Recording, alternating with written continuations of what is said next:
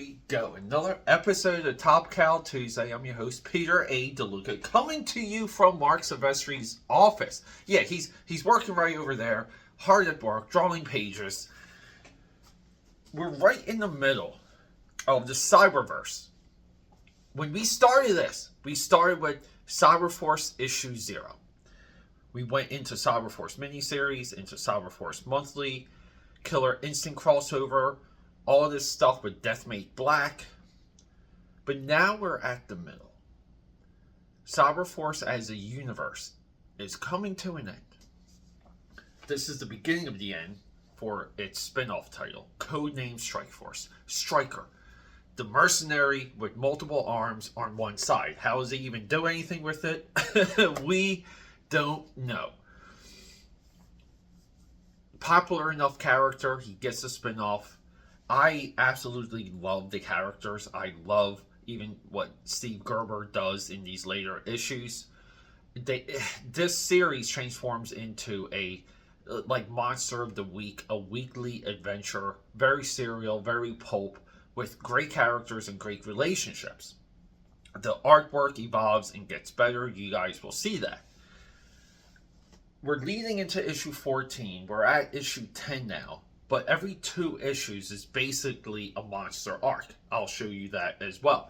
Now, in contrast, we're going to be doing something very similar with upcoming episodes of Cyberforce leading into Cyberforce issue 25. Codename Strykeforce ends with issue 14, and then there's a 2-issue Codename Strykeforce Cyberforce crossover called Opposing Forces. That officially wraps this era of Codename Strykeforce. And I say this era because it does come back as a volume 2. Yes, we will be doing that on this channel. To build out the framework of all of this, AKAPADers, we started with Cyberforce issue 0.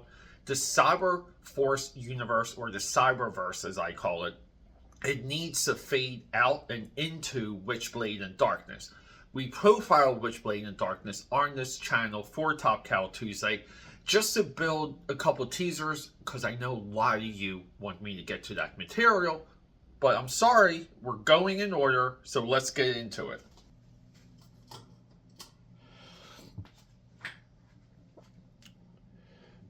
AKAPADers, all I want for Christmas is a clean desk, and we have it now. I actually did it live a couple nights ago on someone else's stream. Here it is, AKAPADer. Codename Strykeforce.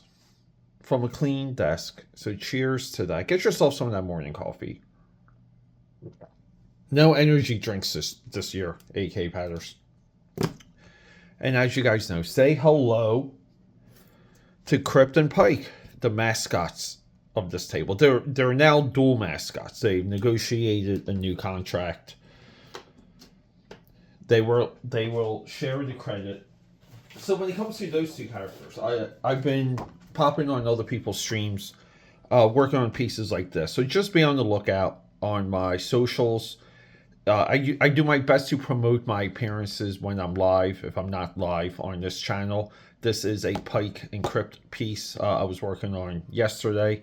I just have to add a couple more blacks and call it. Not too happy about the leg position here. I don't know. I think I just ran out of space and I panicked. Those are the things that happen live. Codename Strykeforce. 1, 2, 3, 4. We can kind of look at 1 through 4 as the origin, the introduction to the team. Stryker from Cyberforce, Killraiser, Black Anvil, Tempest, and Bloodbow. Along this is also a dealer incentive. I think there's also like a gold or like a yellow version of this incentive cover. But see, it's nice and embossed. But we have the villain, right? And the villain, our big baddie here, he essentially wants to launch nuclear weapons, but Codename Strykeforce, they end up on his sub to take him out. And they kind of end up with the cell. Look how great of a panel we have here. I mean, look at the coloring. These books are special. As I said in the intro, I I just dig this team. I think Bloodbow is such a cool looking character. And we're a little bit out of the age of comics where things can just look cool. Like even here, I love the negative space for the explosion. There's some really good instincts here. And here we go. Next issue, an even bigger kaboom. So 2 goes to 3. We're still, I believe this guy's name's, Death Angel. Death Angel shows up 2 years after he gets defeated here, by the way. But this is really nice stuff. This is Black Angel going into the little silo chutes of the missiles. Underwater, submerged, submarine. Like, it just really, like, he's swimming to the bottom. Like, really cool stuff. But it evolves into Monster of the Week. And 4 is the big crossover with 4 and 5, the big cross. Well, 4, 5, 6, and 7, pretty much. The big crossover with Stormwatch. Look, we got Killraiser here looking like Spawn. And we do all these things. You know, we see Percy. This is Black Angel. Like, he has a family in the Hamptons. Like, very Kennedy. Killraiser is just meditating in the snow naked. So they encounter this alien species here. And they take over people's bodies. And they eventually take over Bloodbow. But Strykeforce and Stormwatch, they fight the alien entity here. Here's all the backstory. And the fight kind of goes on longer. I'm pretty sure this is what was advertised. Stormwatch in Strykeforce 4 and 5. But the story actually continues well into 6. Because they're still on the Stormwatch base here. Right? Like they're still on Stormwatch 1. Yeah. And we fight the alien entity. And we have a very nice revelation at the end. It all comes from this scene where Bloodbow, he disappears for like a split second. He's with Diva from Stormwatch. The team is, trying to take out a giant mutated shape-shifting alien. And through that, again, too, we have canon here. So we get extra issues from this crossover, which is so wild. Here's Fiji. They must have just said, do it. But during his disappearance, Bloodbow, he encounters the Hive. And look at this. Look at this Killraiser pose. So upon Bloodbow encountering the Hive, he gets taken over. He dies. So now Bloodbow is a shapeshifter. We have the counter Codename Strykeforce team here. This guy, I forget his name. Turner, maybe? Oh, I forget his name. Had a good name. And this is why I like when they tag. But this is basically like a millionaire's. It's almost like Trading Places. If you guys are familiar with that movie. We have 2 billionaires. They're trying to find something. And they both hire separate teams to track down what they're trying to get. So one guy tracks down Stryker's worst enemy. And the other guy hires Codename Strykeforce. Which is all go and no quit. Now, during all of this, Tempest is trying to lure Bloodbow into the bedroom, and she gets more and more frustrated with him. Rightfully so, right? She's just trying to get that get that laid. But here we go, Morgan. Yeah, and then we have the opposite. I love it when comics do the opposite. When we have a dynamic opposite to the antagonist. Really good stuff here. I mean, great splash page. But yeah, they fight. We did this on the channel. I kind of demonstrate some of the S-curve storytelling here. Really good fight scene, well choreographed. We have Killraiser facing off against another bladed mercenary. Yeah, and then look, Morgan Stryker is finally dead. So we go from 8 to 9. And here, this is where it truly shifts to quote-unquote Monster of the Week. Monster of the Week. We have the abominable snowman. And then we have these killer spiders. And these spiders are sentient beings. But there's a little bit of a hive mentality. I mean, look at the coloring for Morgan there. But Strykeforce quickly reassembles. Now, page to page, panel to panel, panel to panel, in sequence continuity, not universe continuity, but the continuity between issues. Codename Strykeforce, they just kind of reappear. They don't really, they're separated at the end of 9. At the end of 8, and then 9, they're magically back together. But it doesn't matter, because we have to fight the abominable snowman. And we get this really good fight too.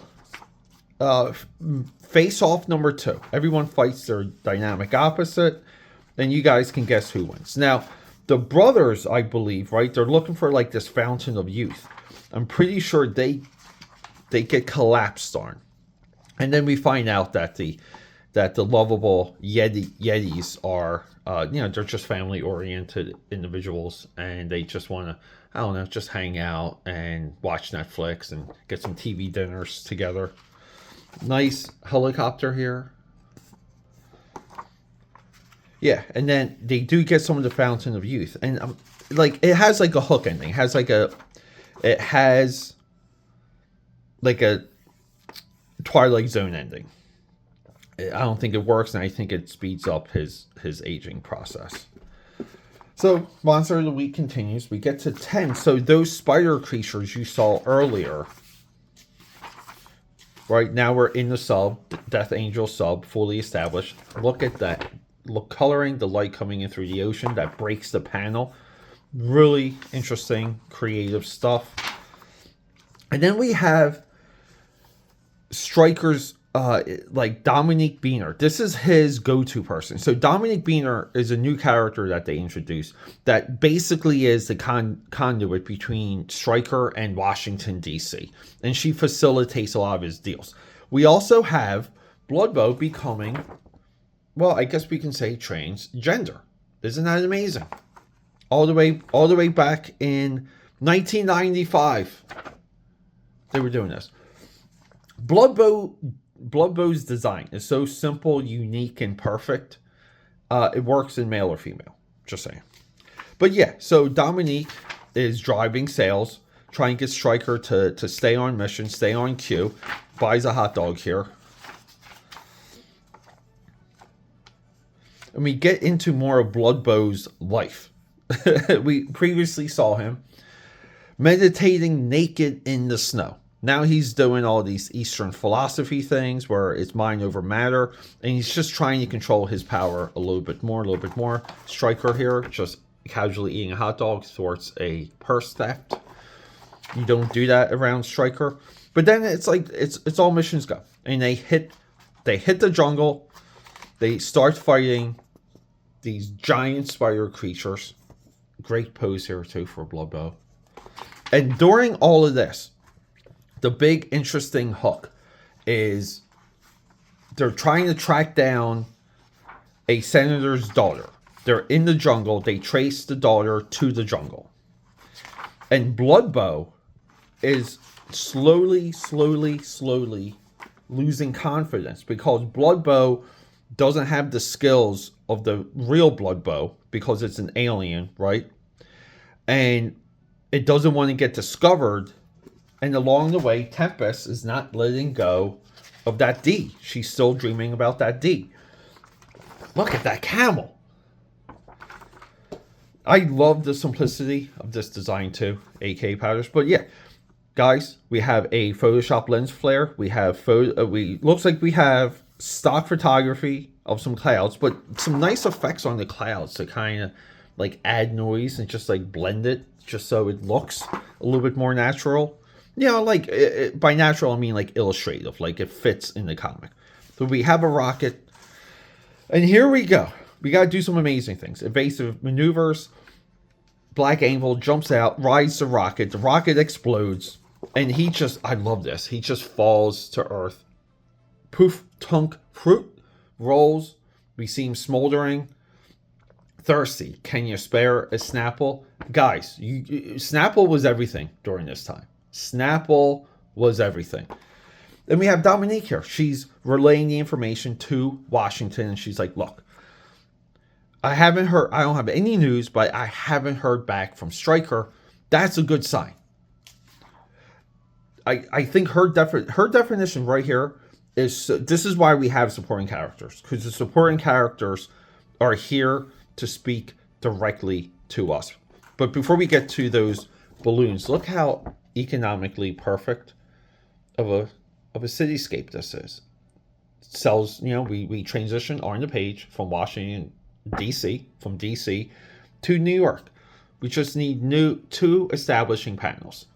Look how nice this one is with the World Trade Towers. I love those clouds. And I just botched, oh my god, I just botched trying to read this out loud. I don't know why. Yes, you'll find out if they succeeded the same way every client does, by whether or not they come back alive. This is the definition of this team. At this point, I would have just clipped this, and whoever was working on this book, I would just have it in front of their face the entire time. More promos for Weapon Zero. But yeah, we're in the the spider layer, hanging upside down. Killraiser proves how lethal he really is. He just, you know, takes out this dude. Which is kind of funny, because Killraiser's power is he can project blades from any part of his body at any time. This is why he needs like complete mental focus. So, but you think he would just like, you know, cut his bindings there, but he doesn't. And then we get the Wispy. Like, see, so we have Bloodbow, and inside of Bloodbow is like the spirit and the entity of the alien. And he's trying to get them out. Team split up. We have another great vehicle shot here. We have Stryker getting some handing out some aspirin to Black Anvil, because he just, you know, fell from the stratosphere. But they're tracking down the team as well. We get more back and forth with the senator. The senator needs his daughter. Now, Strykeforce is in a subterranean spider people empire with the spirit of a former enemy, a shape-shifting alien race, traveling through the tunnels looking for a way out, looking for allies. And then we get this, this other big boy here that basically, removes Stryker. He's like, you're nothing, buddy. And, I have friends here backing me up, so they get into a little bit of a conflict, and Stryker just starts blasting people's heads off, as Stryker does. Nice pose here, though. I love it when you see one of Stryker's arm doing two of the same things. Great gimmick. But yeah, they fight. One of Stryker's friends gets in danger. Black Anvil saves her butt. Some nice coloring here, AKAPADers. I loved some of these panels, some of those highlights. But boom, bing bang boom, they get the daughter. They get the daughter back, and she is scantily clad, and she's sympathetic to the spiders, as we could have guessed. But they have to get out of there, because it's time for next job, Job Zero. But look at that face. This is why we love 90s comics. So, from 11, we get into our next two arcs, which would be 12 and 13. We have multiple 13. And then 14 being the final issue. This is the cool thing. So, for the longest time, on this cover alone, I didn't know... I didn't know who this girl was. I just thought she was like on the cover to kind of sell, like, like SEX sells type thing. But the team here is awesome. So this is like another dynamic opposite team to go up against Strykeforce. But this is his liaison. So the girl, Bernadette, she gets kidnapped. Stryker goes to the senator's house. He's like, your daughter's safe, but you are coming with me. So they have the senator, and this is all gimmick here. We find out that the senator is corrupt, that they've been using the money, and Stryker wants all of this money unless he's going to, he tells them there's nukes coming. And you send me the money, or I'm going to detonate the nukes. So the senators, they call his bluff, and then here we go. So Stryker basically extorts the senator by faking a nuclear strike. Now, to contrast that, and this is why we love comic books, Killraiser, we see that Killraiser is potentially noticing things wrong with Bloodbow, finally. Because, it's not like they haven't had multiple adventures since the swap. Tempest here is, I deserve an explanation. Trace. I'm not ready to discuss it. We think he's having erectile dysfunction or something. He needs some Four Loko. And she just nukes him. If this was drawn today too, this would be different. But I always like the girls in these nice little slip-ons, like a little bit of a silk robe too. And she's like, doing a little freelance surveillance. Was it as good for you as it was for me? Boom. Also, side note, amazing fold out here by the great Michael Turner, who, look at his take on Bloodbow. Look at that. The senator gets owned. The senator makes a call. He's like, hey, can you? I don't like what Stryker did. It's not the senator. It's the other business guy that the senator's in business with. India. Look, my God, we've been dealing with a madman. He wasn't bluffing. There was a viral matter in the warhead. That's right. Stryker told him that there was like a virus in the warhead. So this guy's, he hires another gang to kidnap Bernadette and lure Stryker into this nicely drawn warehouse here. I love the shading on the side. The windows are not accurate or not crooked, but we have a 90s moon. What a wonderful establishing shot. Isn't it crazy? All the times we're told in the 90s that we don't have establishing shots, but we got two of them here back to back. And you know why that is? Because we have Steve Gerber here basically running the ship, giving people things to draw. Next, industrial accidents. So, that's 12. So, 13 and 14 is the final two issues of what we like to call Codename Strykeforce Volume 1. This now intersects with Strykeforce. So now I have to go back to Strykeforce, bring you up to speed to Strykeforce when, not Strykeforce, Cyberforce, I'm sorry. When Cyberforce comes in contact with Strykeforce, and then we get Cyberforce, Codename Strykeforce, opposing forces, which is the absolute end of Codename Strykeforce until we hit Volume 2, and Volume 2 is not related at all to Volume 1. It's just it's another iteration of the concept. So, we will now, potentially our next episode, or soon, we'll, and one amazing Michael Turner cover here too. We will hit Cyberforce and then come back here to wrap up Codename Strykeforce. And then the focus will be Cyberforce through issue 25 to wrap up that series. And then we're going to be All Go, No Quit, Witchblade, and Darkness.